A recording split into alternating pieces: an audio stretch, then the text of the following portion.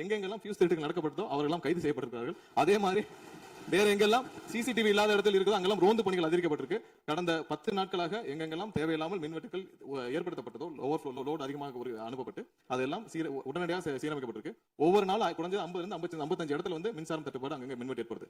அதுல 35 இடத்துக்கு கீழே 1 மணி நேரத்துக்குள் சரி செய்யப்பட்டு வருகிறது. அதுக்கான டேஷ்போர்டுக்கு தெளிவாக எதிர்க்கட்சி தலைவர் பார்த்துவிட்டு பேசினால் நன்றாக இருக்கும். கடந்த 5 ஆண்டுகளில் சீரான மின் விநியோகத்திற்கு 393 துணை மின் நிலையங்கள் அறிவிக்கப்பட்டு அதற்கான பணிகள் பெரும்பான்மையாக முடிக்கப்பட்டு பயன்பாட்டிற்கு கொண்டு வரப்பட்டிருக்கின்றன. இப்பொழுது இருக்கக்கூடிய பணியாளர்களை வைத்துத்தான் கடந்த 5 ஆண்டுகளும் மிக சிறப்பாக எந்தவித மின்தடையும் இல்லாமல் சீரான மின் விநியோகம் வழங்கப்பட்டன. எனவே கடந்த காலங்களில் இருக்கக்கூடிய குறைகளை தொடர்ச்சியாக ஒரே கருத்துக்களை முன்வைப்பதை விட இந்த அரசு துறையினுடைய அதிகாரிகளை அழைத்து ஆய்வுக் கூட்டங்களை நடத்தி கடைமுறை வரை மின் விநியோகம் சீராக எடுத்து செல்வதற்கான முன்னெடுப்புகளை எடுக்க வேண்டும். எங்களுடைய எதிர்க்கட்சி தலைவர் துணை முதலமைச்சராக இருந்த பொழுது அவருடைய சேப்பாக்கம் திருவல்லிக்கேணியிலேயே பல்வேறு மின் திட்டங்களை தங்களுடைய திருக்கரங்களால் தொடங்கி வைத்திருக்கின்றார்கள். அது அனைத்து தொகுதியிலும் அனைத்து மின் திட்டங்களும் சிறப்பாக கடந்த 5 ஆண்டுகள் நிறைவேற்றப்பட்டிருக்கின்றன. அதையும் நீங்கள் எடுத்து பார்த்து இனி என்னத்தை நீங்க உங்களுடைய பத்திரிகை செய்தியிலே கொடுத்திருக்கீங்க.